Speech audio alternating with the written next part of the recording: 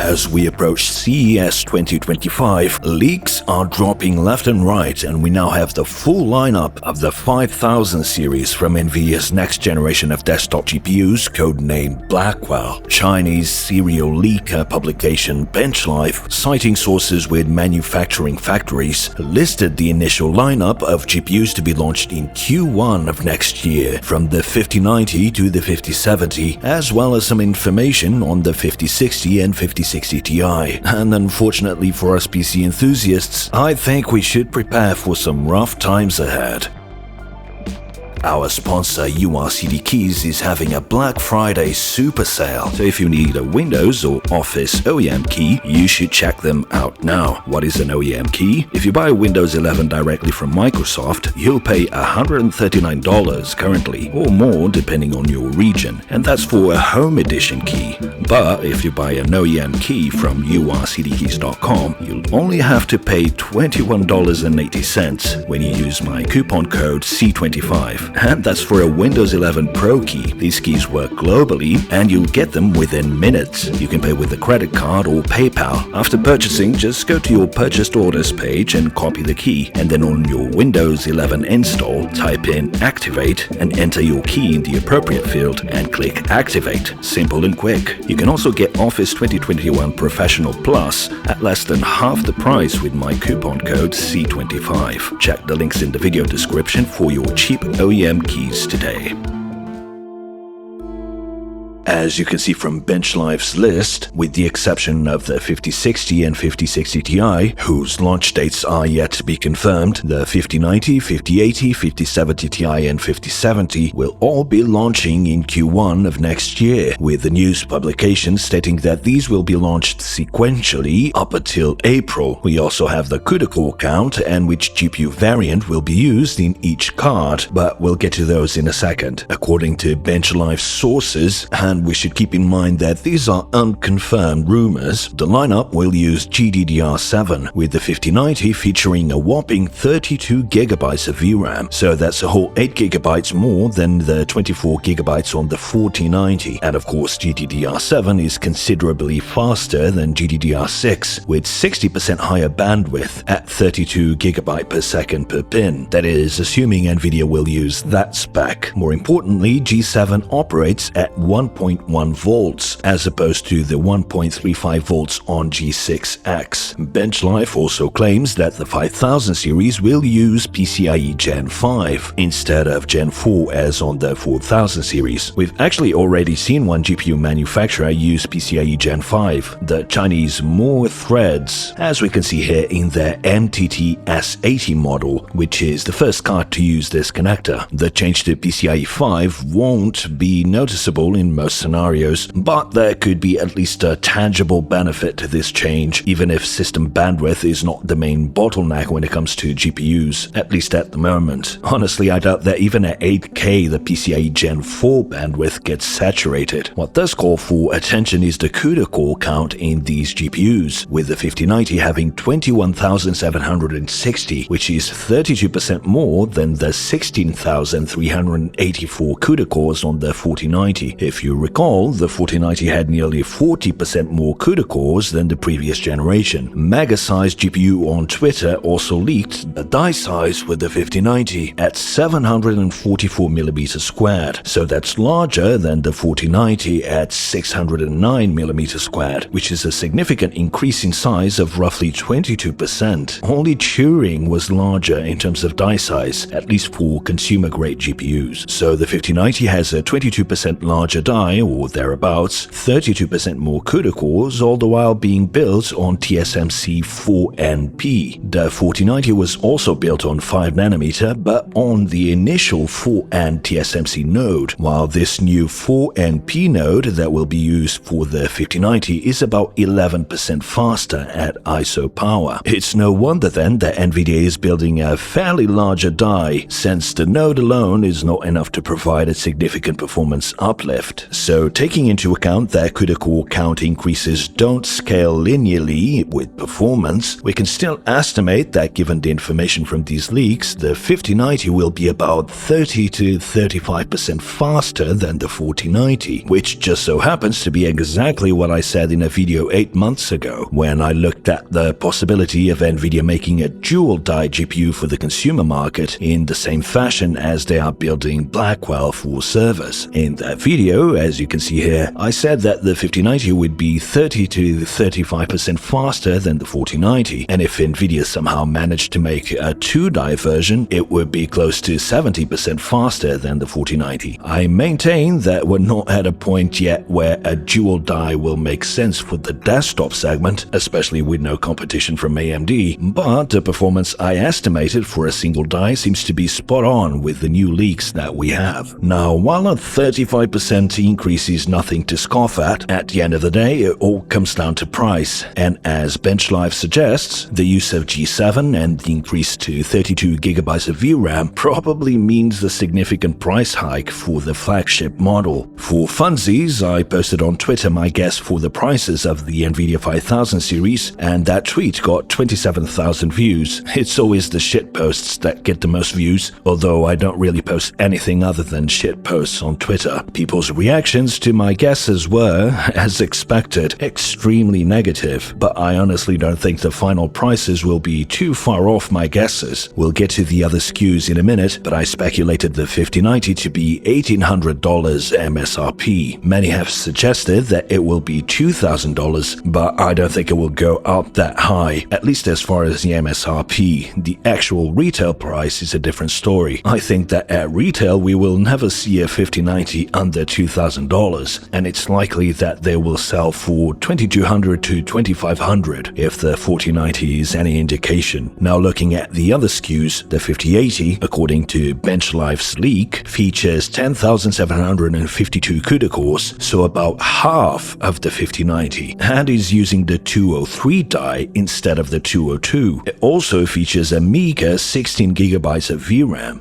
This is a huge gap between the top two SKUs. In the current gen, the 4090 has 68% more CUDA cores than the 4080, while in the new gen, the difference is 102% from the 5090 to the 5080. Again, while CUDA cores don't necessarily translate to linear performance, they are an indicator of throughput. Without knowing clocks, we don't have much else to go on, but with the 5090 having such a large die, it's likely that it will have higher clocks than the 4090. If we take the 35% gen improvement and apply it to the 5080, then it would be about 10% faster than the 4090. Considering how much the 4090 is still going for, I think it's extremely unlikely that the 5080 will launch at $1,200 like its predecessor. So in my estimate, I put it at a conservative increase of $100, so at a $1,300 MSRP, which still feels like robbery for a 16GB 203 die,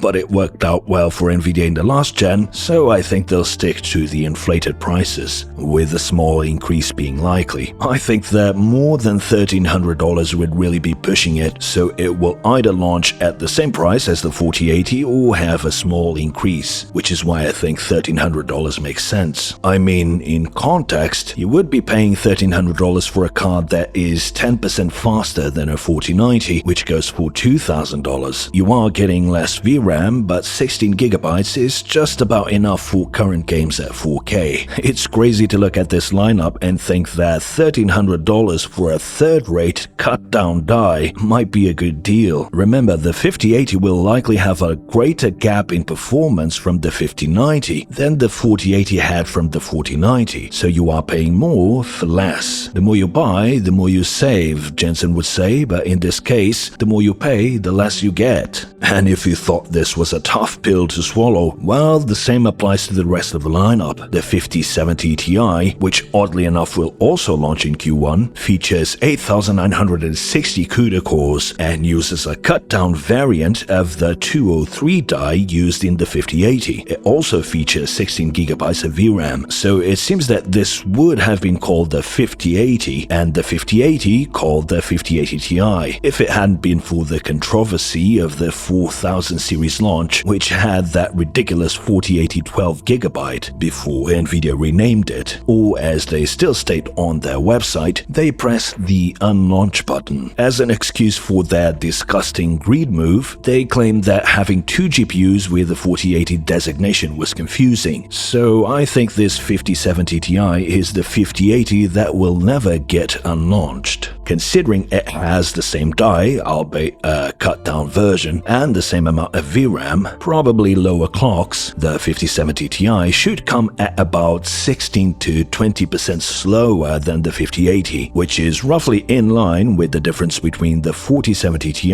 and the 4080, and that would put the 5070 Ti at roughly 5 to 10% faster than the 4080 Super. And I think we will see the same $100 increase in its launch MSRP. You might recall that the announced price of the unlaunched 4080 12GB was $900, so I think an MSRP of $1,000 for the 5070 Ti is likely. Now, the 5070 non-Ti looks dead on arrival to me. I really would not recommend you buy a 12GB GPU in this price range. As the excellent Stalker 2 has shown, even 12GB of VRAM can be easily saturated these days, especially if you play at 1440p max settings or at 4K. I mean, I see nothing wrong with playing games at high. What I'm saying is that a GPU in the $800 range should let you crank up those graphics and be a good performer at 4K in general. Having to drop down to 1440p high when you've invested this much money seems like a poor investment, but it falls perfectly in line with Nvidia's predatory segmentation, where they give you just about enough VRAM to get by, but enough of an incentive to buy the model above, just for peace of mind or future-proofing. With 6400 CUDA cores in a 205 die, this is effectively a 60-class card. It should really be the 5060 Ti.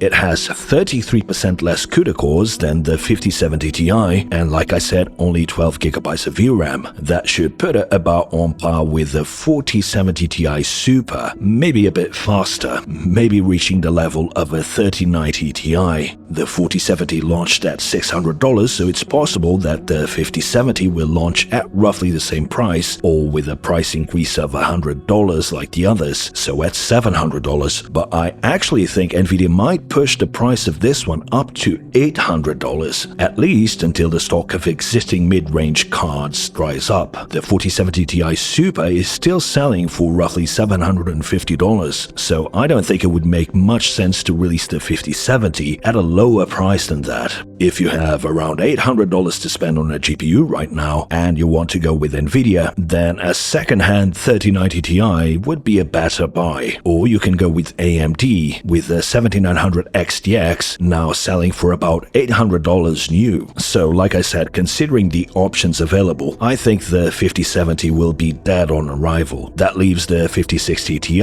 and the 5060, for which there isn't much information for now. The leak also mentions power draw, but it's unclear whether this is total board power or how much the chip draws. The 4090 has a max total graphics power of 660 watts, but a default TGP of 450 watts. So I don't think we can draw any conclusions regarding power draw just yet, especially as the 5000 series are on a power-optimized TSMC node. So overall, this lineup looks fairly predictable and falls in line in terms of performance of what I had already predicted many moons ago. The prices I am estimating here are fairly conservative, and unfortunately I think they leave most gamers out of the race to upgrade to next-gen GPUs. But the thing is, I haven't even gotten to the bad news yet. As you know, Nvidia is like Scrooge McDuck now, diving into a pool of gold coins, all thanks to the insane profits that are coming from the AI hype bubble. Looking at the last earnings results, Nvidia's data center business pulled in 10 times more revenue than the gaming segment. There's also no competition from AMD, who have said they will stay out of the high-end segment this coming generation. So there's absolutely no incentive from Nvidia to lower prices. Quite the opposite. And even if sales are poor, gaming now represents a tiny portion of Nvidia's business, so they could just sit it out. But what really will have a huge impact on prices, and not of just GPUs but of all PC components, will be the tariffs that the new US administration will be imposing on goods imported from China. And pretty much all PC components go through China or have a significant number of components from there. So you can bet that a huge, maybe even tremendous price increase will be coming to GPUs next year. Last time around, when Trump was president and tariffs were imposed, Nvidia and buddies managed to get a temporary exemption on tariffs, but I doubt that they will get away with that now. Trump has been clear that he wants the US to be a powerhouse in chip manufacturing, so you can bet that anything related to chips coming out of China will see a massive price increase. At a minimum, I'd expect 25%, but more likely something closer to 30 or 40%. The Consumer Technology Association, who organized the annual CES event, have this handy chart with the projected price increases for tech-related products. While GPUs are not specifically listed, you can see how laptops and tablets, for instance, are expected to increase by a whopping 45% and consoles by 40%. So while it's possible that there will be an exemption of some kind, thanks to pressure from the American semiconductor-related companies, I think it's best to prepare for the worst. And my advice would be to buy now if you are in need of upgrading, or if you've been saving up to build a full system. That's what I will be doing, but that's just me. In fact, I have a sweet build coming to the channel in the coming weeks, as I'm rebuilding one of my workstations. It will be epic. Now, there is one company that could greatly benefit from this dark time scenario that's looming on the horizon, but that's a topic for a future video. Subscribe and stay tuned.